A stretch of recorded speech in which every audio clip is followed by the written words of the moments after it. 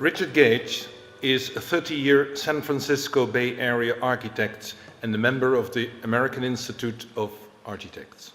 He is a founding member of Architects and Engineers for 9/11 Truth, and Mr. Gage became interested in researching the collapse of the World Trade Center high-rises after hearing the startling conclusions of a reluctant 9/11 researcher, Professor David Ray Griffin, on the radio in 2006, which launched his own unyielding quest for the truth about 9/11. Architects and Engineers for 9/11 Truth now numbers more than 3,000 architects and engineers demanding a new investigation into the destruction of all three World Trade Centers high-rise buildings on 9/11. The two World Trade Center towers and Building 7 not hit by a plane.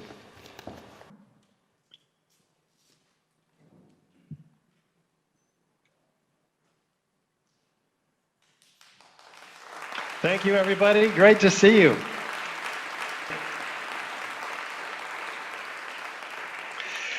I'm delighted to be here today in Zurich with you and among these prominent guests that you have. I look forward to hearing their incredible information and stories as well.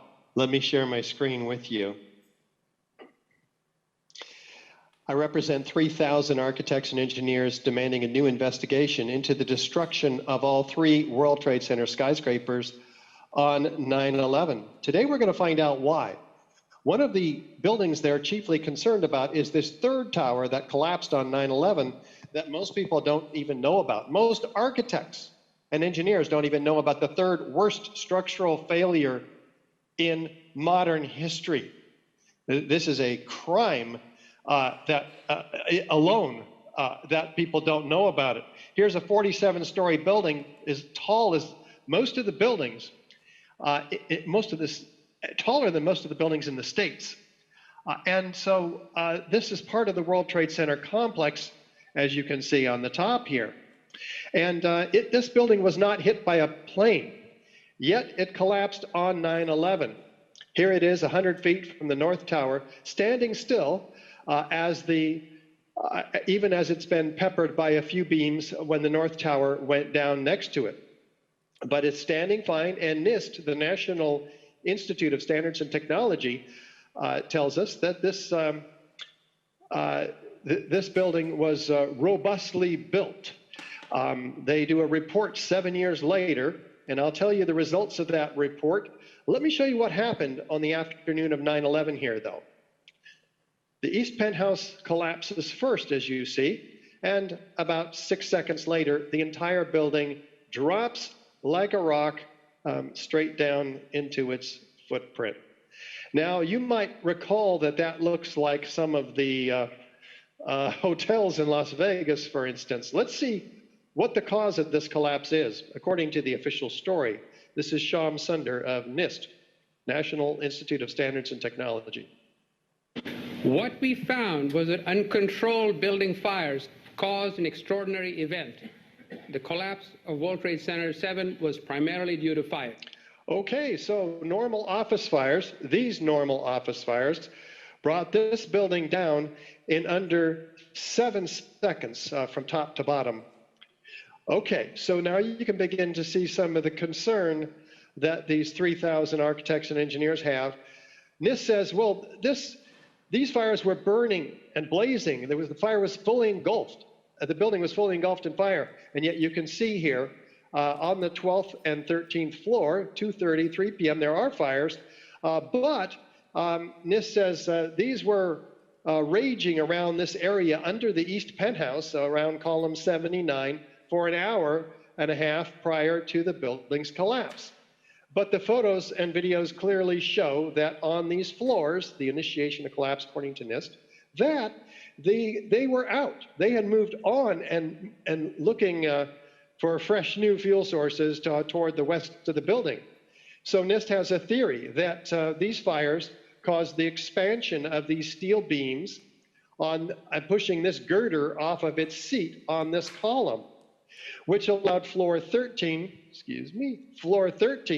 to fall on 12 and 12 on 11 and so on, leaving column 79 unbraced for 9 floors, at which point it buckles, and then there's this complete cascading effect all the way up to the east penthouse, and then in just seconds, and then laterally in about 10 seconds, the building is completely gutted from inside, and then the overall shell comes down as we've seen. Now here's one of the main problems here. Fires have never brought down a skyscraper in the long history of 100 much hotter, longer lasting, and larger fires in these buildings. And even according to NIST, fires don't last longer than 20 or 30 minutes in a given area. So how could they have been lasting that long? Well, let's see what can bring buildings down. If we do research, background research, we find that there's a set of demolitions called controlled demolitions. They happen in Europe, they happen in America, they happen all around the world. There's maybe a dozen companies that are capable of doing this kind of thing. They place shaped cutter charges at the columns and beams in the building, remove those connections, and the building, by gosh, falls similarly. It's very interesting. So there's a set of features associated with these that I want you to be familiar with. One, there's a sudden onset of destruction. Let's listen to Dan Rather of CBS. And what you're seeing are high shots. Now, here we're going to show you a videotape of the collapse itself. Describe that. Now we go to videotape, the collapse of this building.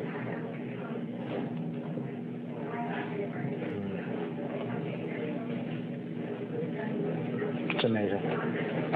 Amazing, incredible, pick your word.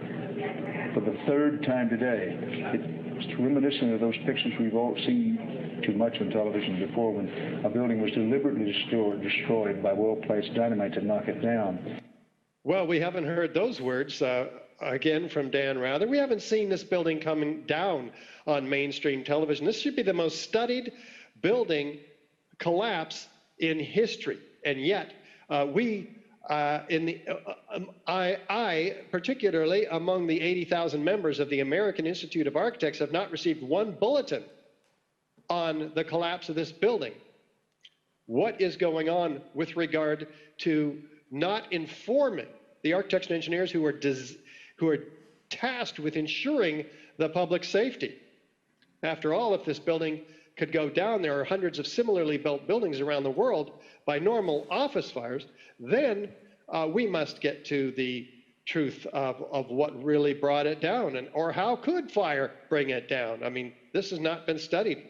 Is there a straight down symmetrical collapse? Let's look from West Street.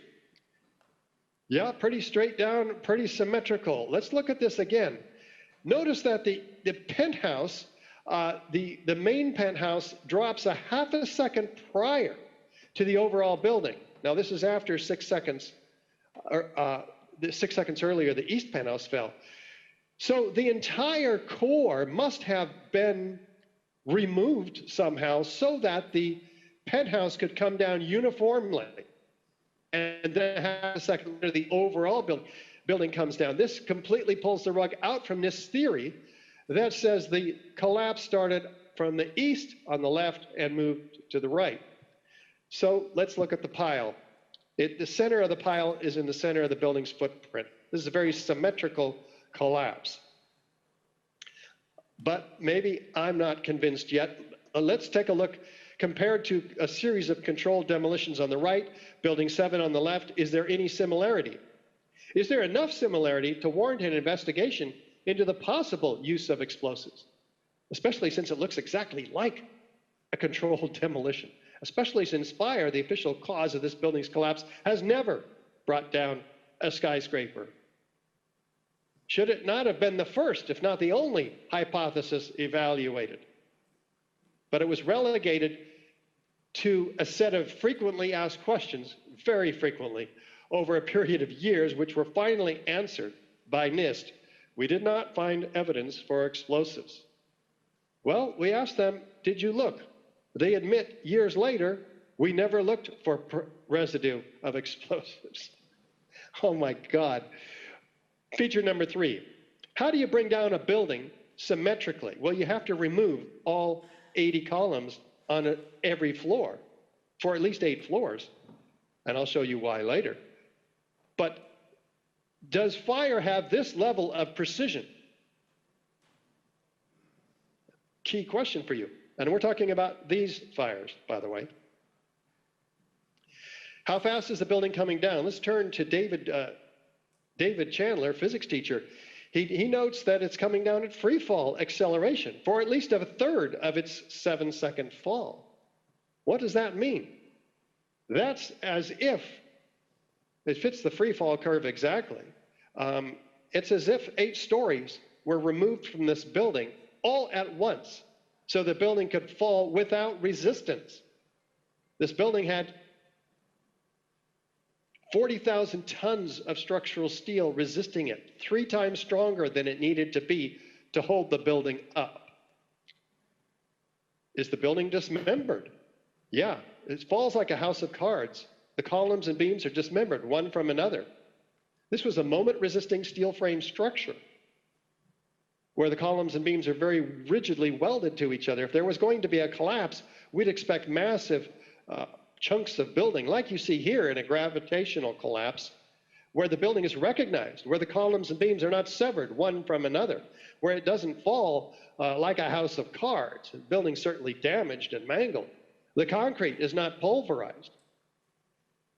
Do we have sounds of explosions heard and seen by witnesses? Feature number 7 of controlled demolition. Well, let's go back to Sham Sunder. No evidence for explosives found. But let's listen to these witnesses. Kevin McPaddock, former Air Force medic.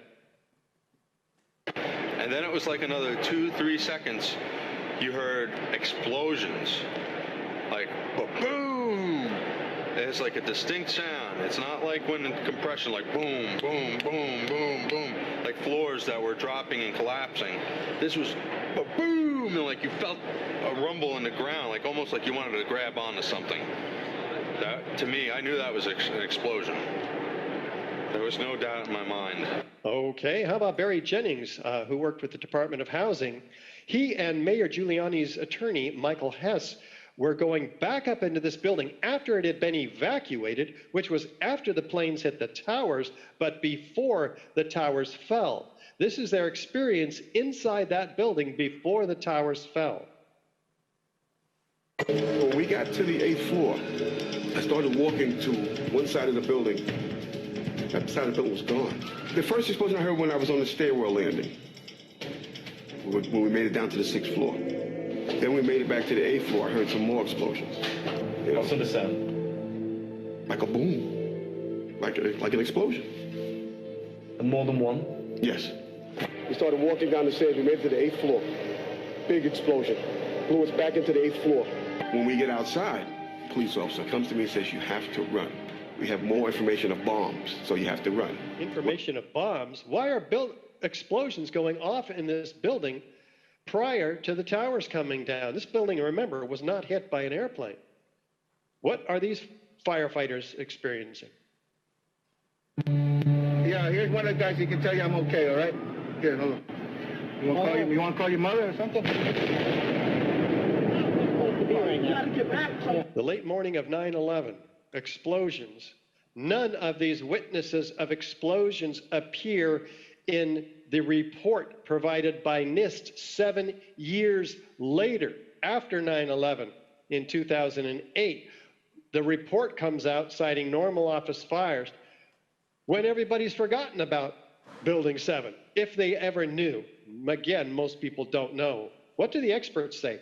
At least those experts who are not financially or politically obliged to sway their objective opinion.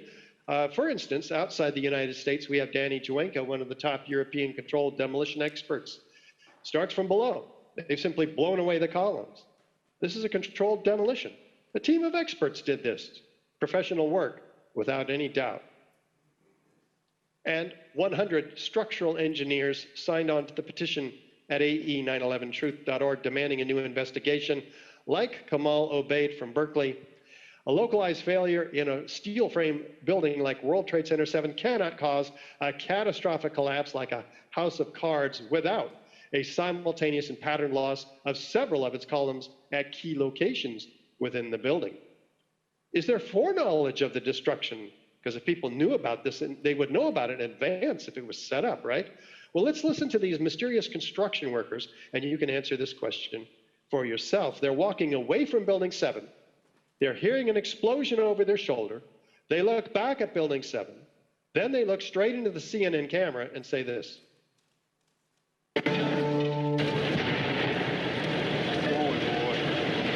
Keep your eye on that building. It'll be coming down.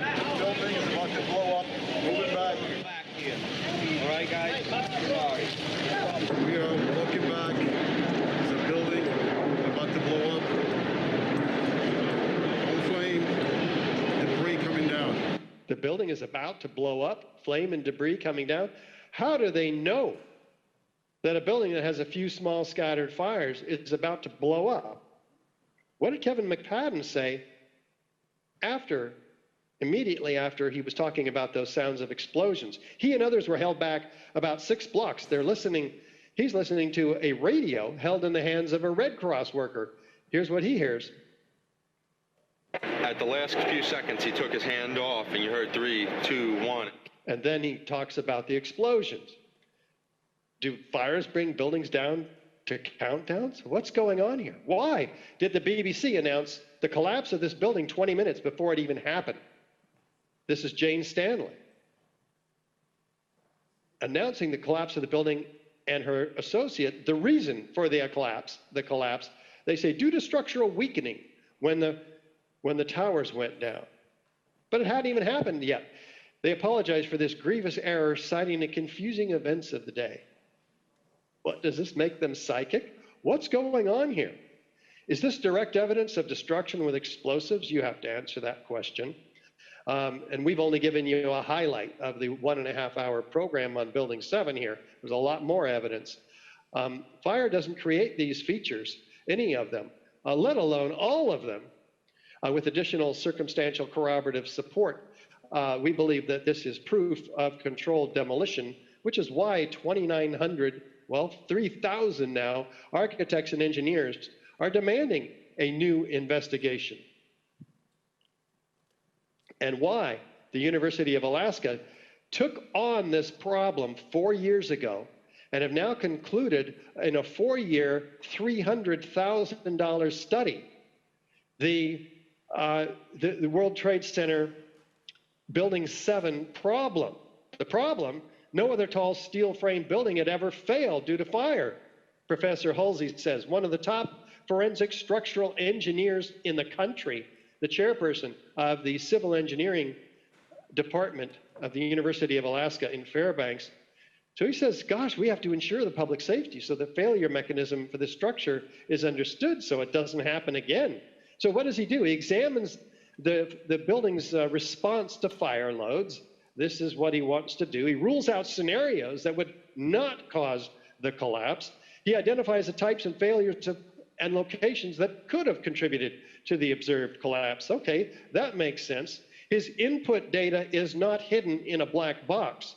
It is revealed and available for everybody to download and examine, unlike NIST, the National Institute of Standards and Technology, who, upon being demanded of their input data from their computer models, they said, oh no, we can't give that to you. It might jeopardize public safety.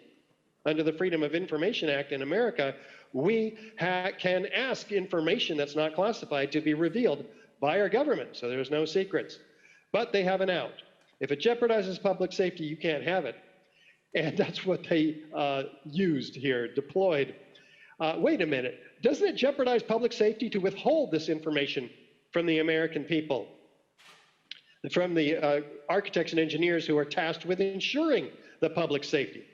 Well, here's the 3 approaches then that Professor Hulsey and his team of research scientists, all PhDs,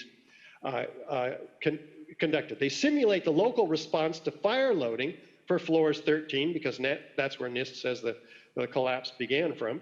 Examine the NIST collapse initiation hypothesis itself simulated numerous failure scenarios and identified what would lead to the total collapse that we did observe in the videos. Okay, so he models this in AutoCAD, and two approaches, SAP 2000 software and Abacus software, much more sophisticated than was available when NIST started its computer modeling 18 years ago, or 17 or maybe 15 years ago. So this is the area that they focus on, these long span beams, which NIST says push this girder off of its seat on this column. All right, so what do they find, though? They found that, hey, if there's a fire here around this column, it would push the exterior wall out. The movement in the red area is almost 7 inches. That wall would bow out, being pushed by the floor slab and the beams. But what did NIST say? NIST said that that would be pushed inward because that girder pushed off of its seat on this column.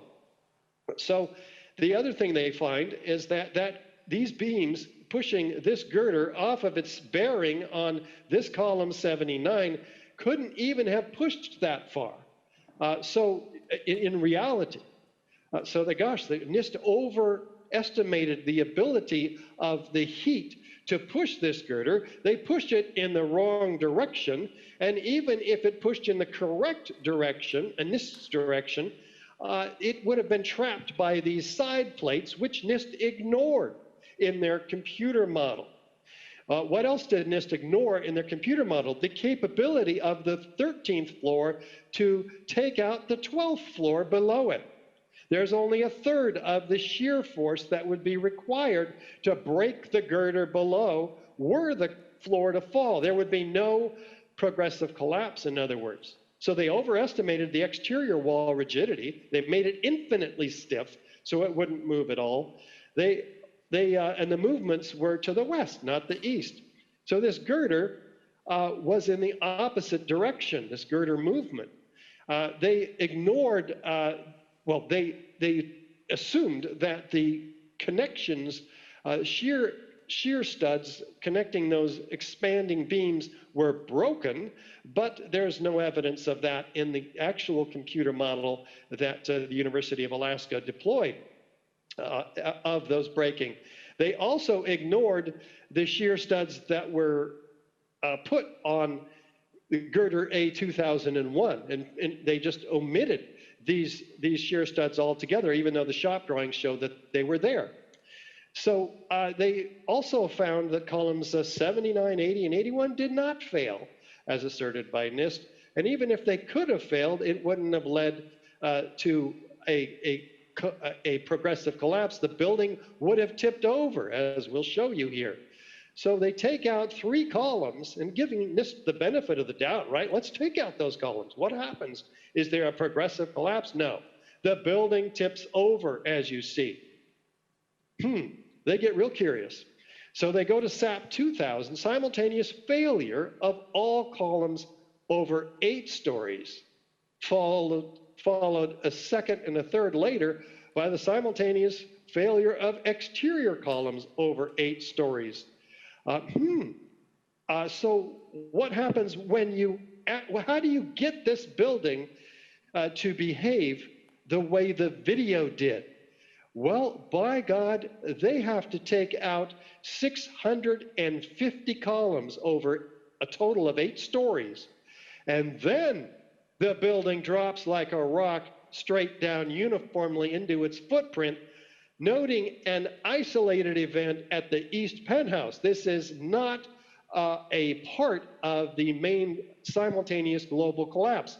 It is a whole separate event, presumably in the videos, tipped off by explosives that go off at the wrong time. That is speculation, but it's the only speculation that makes any sense. Approach 3, the collapse of WTC-7 was a global failure involving the near simultaneous failure of columns in the building and not a progressive collapse as claimed by NIST involving the sequential failure of columns throughout the building. Fire did not cause the collapse of World Trade Center 7.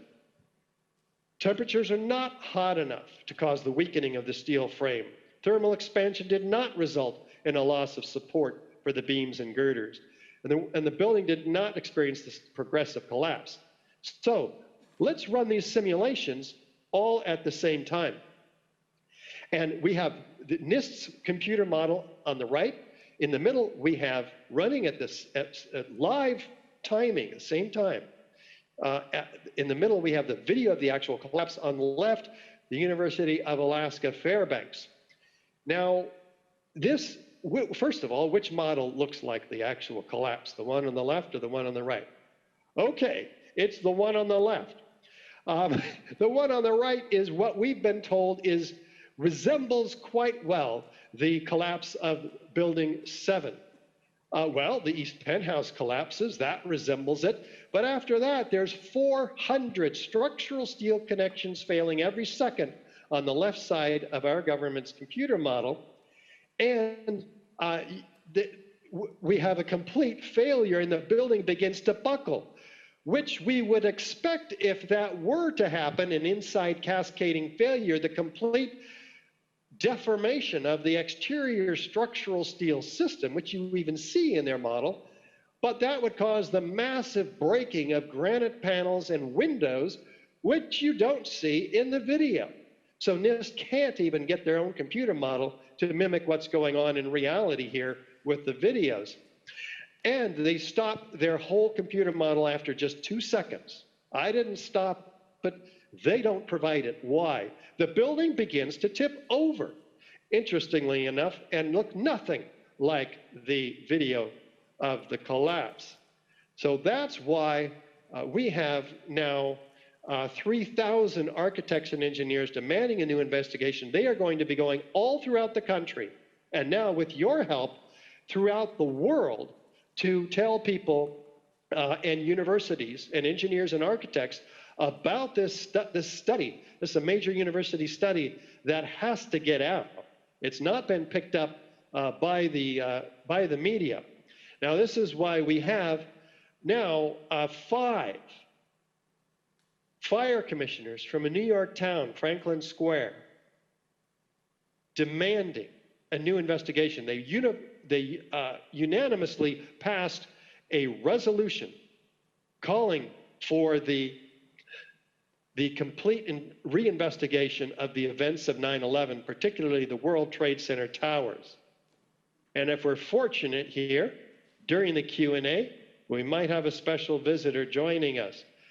He's inspired by the loss of 2 of his own mates, Tom Hetzel,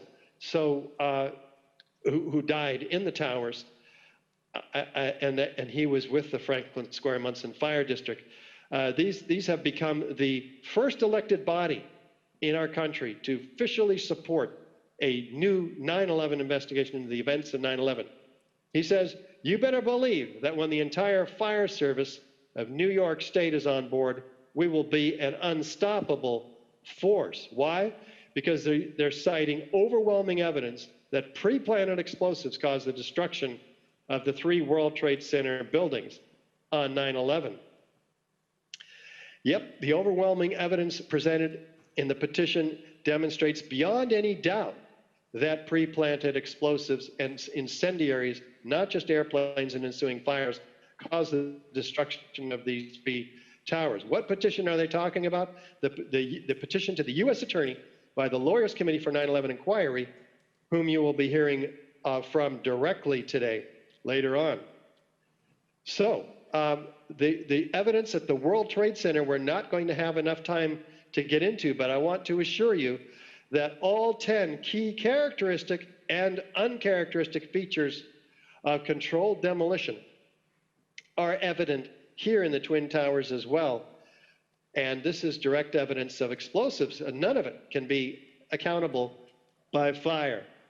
And to that end, we have, with additional circumstantial corroborative testimony and data and expert corroboration and the examination of the destruction of the evidence altogether, this is proof of controlled demolition. That, again, has inspired all of us so much. And we have a classic DVD I want to refer you to. It's free on YouTube. A 9/11 explosive evidence, experts speak out. Just search on YouTube, experts speak out. It comes right up. We also have a 50-page booklet which you can download for free on the fraud of NIST, beyond misinformation. In other words, it's not just misinformation, it is disinformation that they have put out, demanding, causing and inspiring millions across the globe to demand a new investigation into what really happened on 9/11 and why each of us have to stand up and speak the truth. So I'd like to thank you so much for your kind attention today. Thank you very much.